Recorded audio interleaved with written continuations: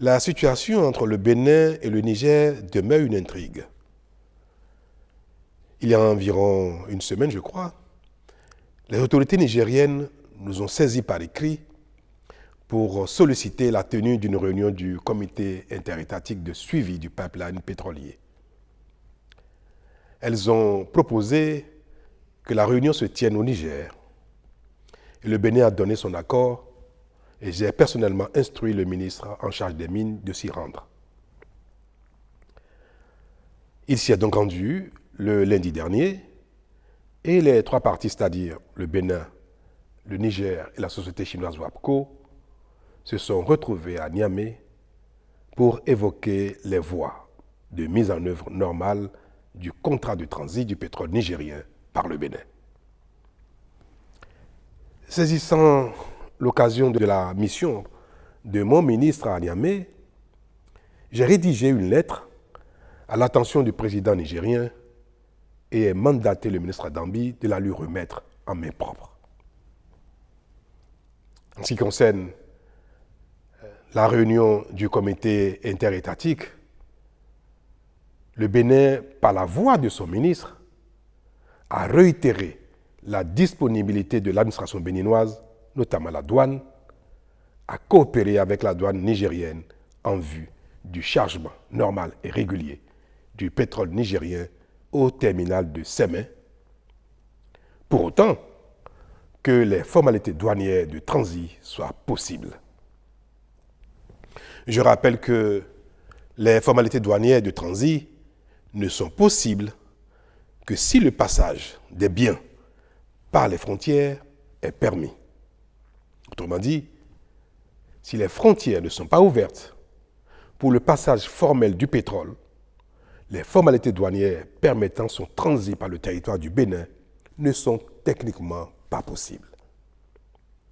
A minima, pour que ce transit soit possible, il faut que les autorités nigériennes annoncent officiellement que la fermeture de leurs frontières terrestres fait exception au pétrole. Une telle clarification serait susceptible de permettre un traitement juridique différencié du pétrole venant du Niger. À défaut de ce minimum, toute formalité douanière de transit du pétrole reste légalement impossible entre le Bénin et le Niger. Telles sont donc les clarifications que le gouvernement béninois a chargé le ministre Adambi d'apporter à nos partenaires à Niamey. Mais selon le compte rendu qu'il m'a fait hier à son retour, le ministre Adambi, il ressort que la partie nigérienne présente à la dite rencontre n'a apporté aucune réponse à nos préoccupations et attend ou attendrait de recevoir les instructions de ses plus hautes autorités. Alors je vous parle, je n'ai reçu aucune clarification ou information de nos frères nigériens allant dans le sens attendu par tous. Mieux, le président Tiani n'a pas reçu le ministre Adambi, que j'ai pourtant expressément chargé de lui remettre ma lettre d'apaisement et d'invite au rétablissement de la fraternité et de la libre circulation des personnes et des biens entre le Niger et le Bénin. Je peux vous rassurer que le Bénin n'a fait l'économie d'aucun effort, d'aucune humilité pour permettre le rétablissement de la concorde entre le Niger et le Bénin. Et de manière plus concrète, s'agissant des deux points qui ont été évoqués à Niamey, en l'occurrence, les équipements complémentaires du pipeline amenés par le partenaire chinois et en attente au port de Cotonou pour être acheminés au Niger, je veux réaffirmer que le Bénin reste disponible à accorder toutes les facilités possibles à la société WAPCO pour l'acheminement effectif des 10 équipements sur le Niger.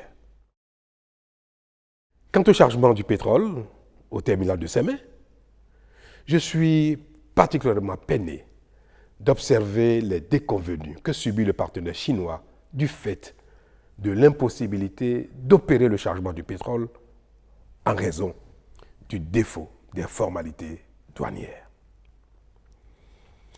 Je fais le tour du monde pour prier les uns les autres de venir investir en Afrique, au Bénin.